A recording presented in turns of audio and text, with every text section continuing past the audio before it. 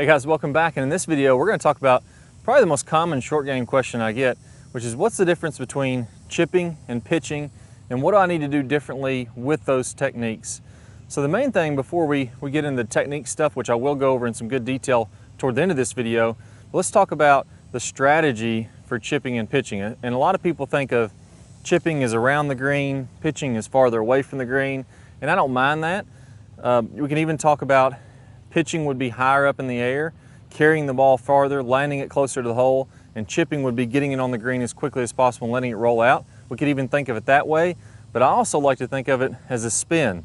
The goal with a pitch or a chip shot, which right here I have about a 30-yard shot away from this green.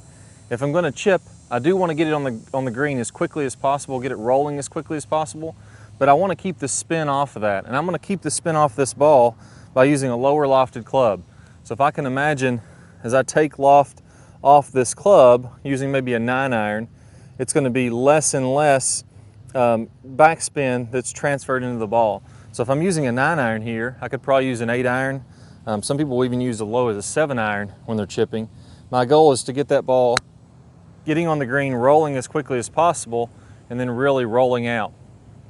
It's not bad for one of the first chips of the day.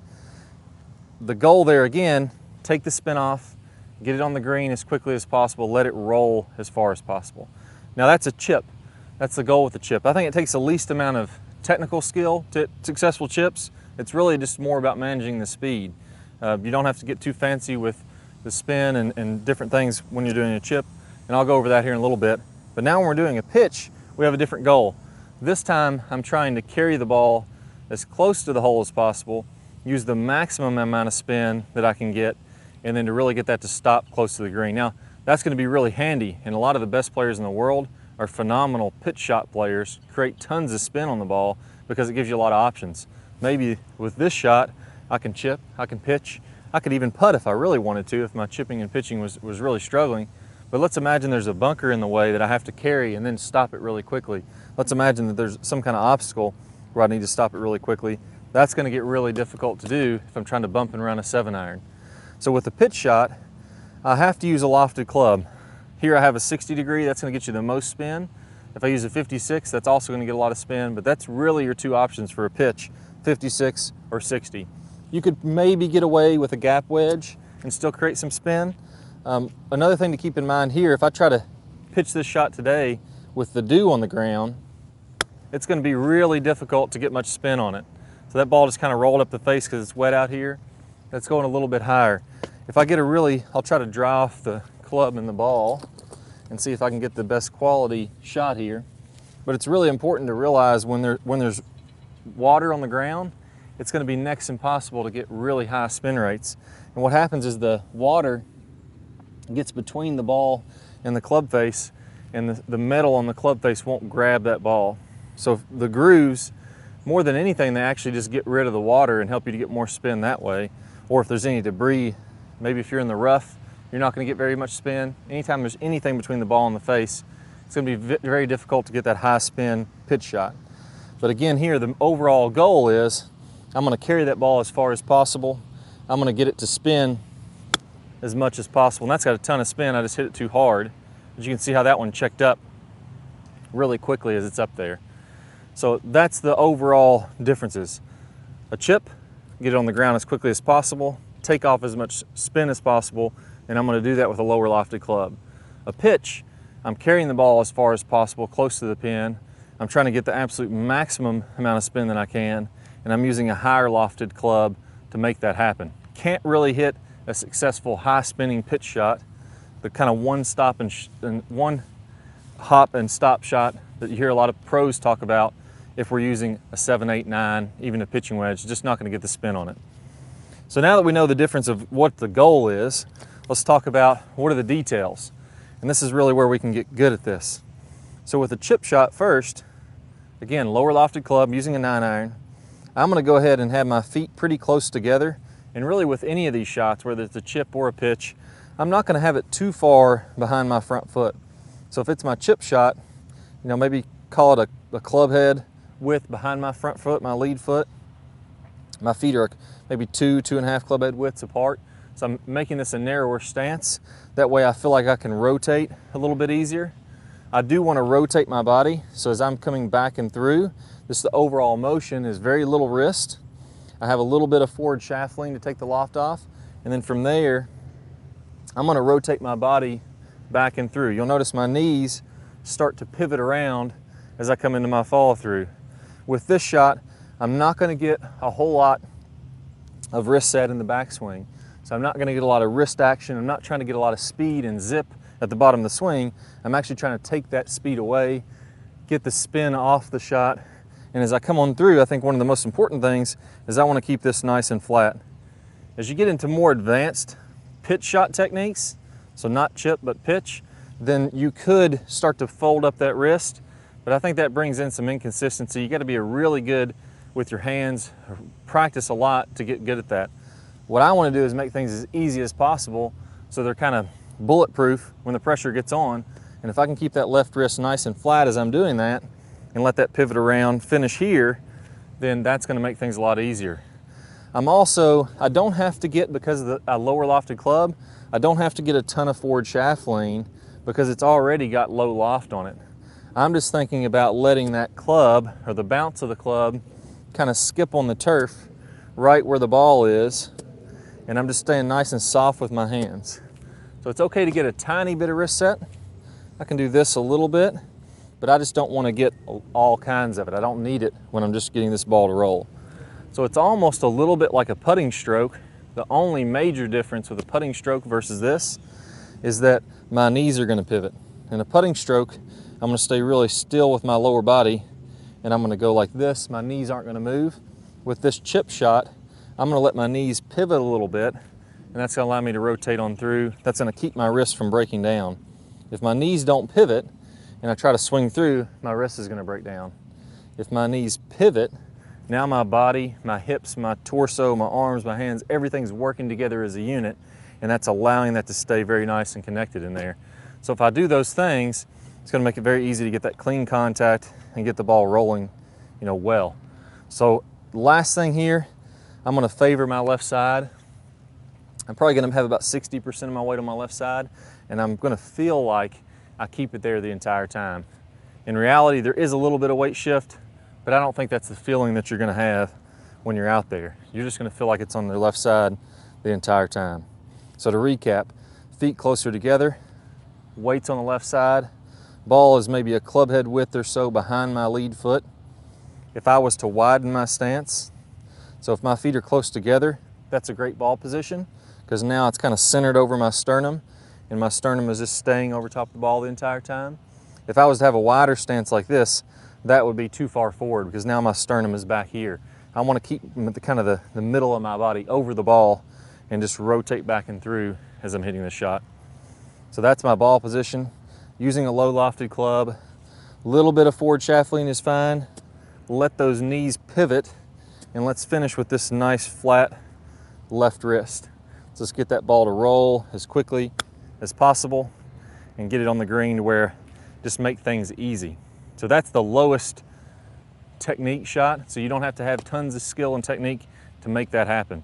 All you got to do is just keep things simple, back and through, get that ball on the ground and run. Now with the pitch shot, I need a little bit more skill, because to get that spin, some things have to happen really well. To take spin off, you really don't have to do anything special. You just don't mess anything up, just let it rotate back and through. But to get spin on the shot, I need to have a really good angle on this club face. I need to have a really good bite between the club face and the ball, and I really have to create a lot of speed here at impact, but use a high enough lofted club to where it doesn't go so far. So things are a little bit more advanced, I guess I would say. My rule of thumb is, if you can pitch, I would prefer you pitch. And when I used to do some clinics, when I first started doing clinics, and you'd be in front of 15 or 20 people and you're doing these demonstrations, the last thing you want to do is completely chunk one or lay the sod over it. And as a player, I always like to pitch it because you got a lot more spin on there and it's cooler, it checks up by the hole. But when I got in front of a lot of people, I realized it's a whole lot easier to chip. You're not going to mess up as many. But if you have the skill to make it happen and you practice a good amount, you can hit that one hop and stop that really good spin shot. So with this one, again, I'm gonna use my 60 degree here today. I think you pretty much need to use that or your 56. The difference here is there's a lot of loft on this club. I can take some loft off and it's still gonna have plenty of loft on it. When I get that extra forward shaft lean, what that allows me to do is that allows me to release the club a little easier, and that allows me to be a little bit more consistent because now my hands are more in front of the golf ball. I'm also, the difference with a chip and a pitch, I'm gonna use about the same stance and setup, but on my backswing, I'm gonna go ahead and let those wrists set a little bit. So I'm gonna let those wrists cock. As I come down, I have to be really certain that I don't catch a whole lot of ground.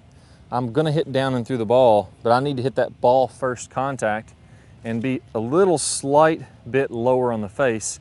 That way it's really clean. There's nothing between the face and the ball.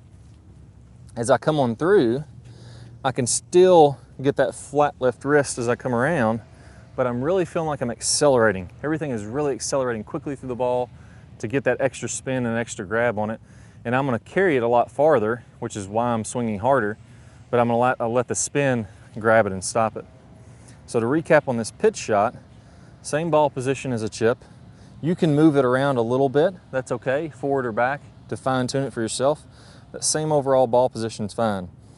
I'm gonna get a little bit more forward shaft lean at contact because I have this higher lofted club. It's gonna allow me to be more consistent.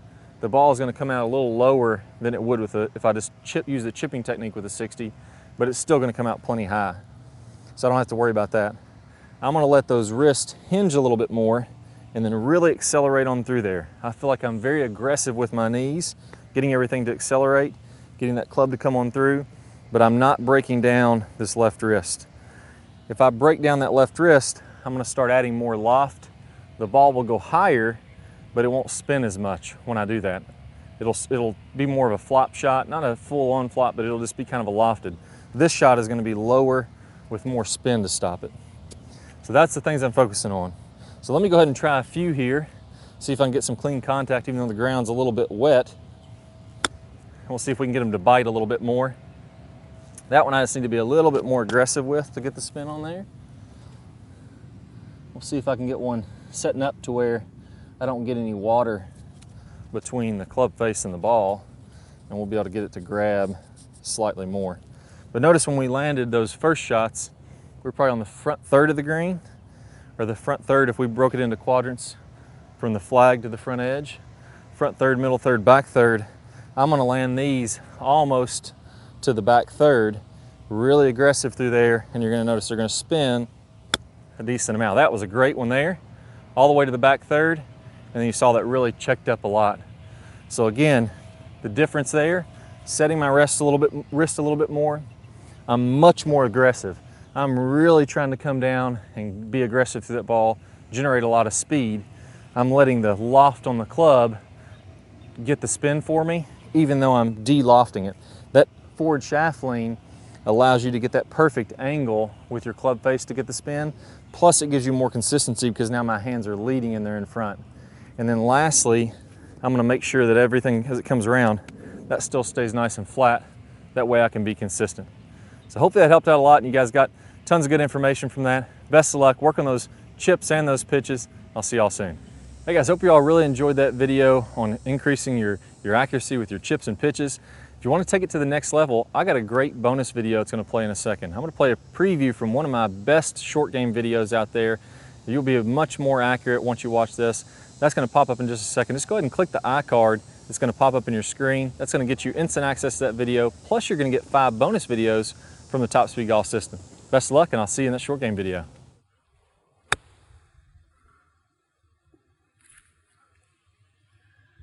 Pitch shot could be anywhere from right by the green all the way back to probably 50 or 60 yards or so. And that's what you're going to want to do when you want to get a little bit more spin and get the ball a little bit more up in the air. We're going to go ahead and let the wrist set a little bit more, have a little bit more club action, get the ball to go a little higher in the air with a little bit more spin. So let me go ahead and describe what is a good pitch shot so that you know what you're really going for. I think we got to start from there, start from contact. So as I make contact, I want to be coming in very shallow to the ground. So I don't want to be taking much of a divot. I don't want to be hitting down into the ground. As the club releases and we have a flat spot where the club travels very level with the ground for 5 or 6 inches on these pitch shots. So when that happens, let me go ahead and exaggerate. As my hand is coming down, my hands are close to the ground. As this club gets closer and closer to the ground, my hands move up. As the club moves down, now you're seeing them having this flat spot.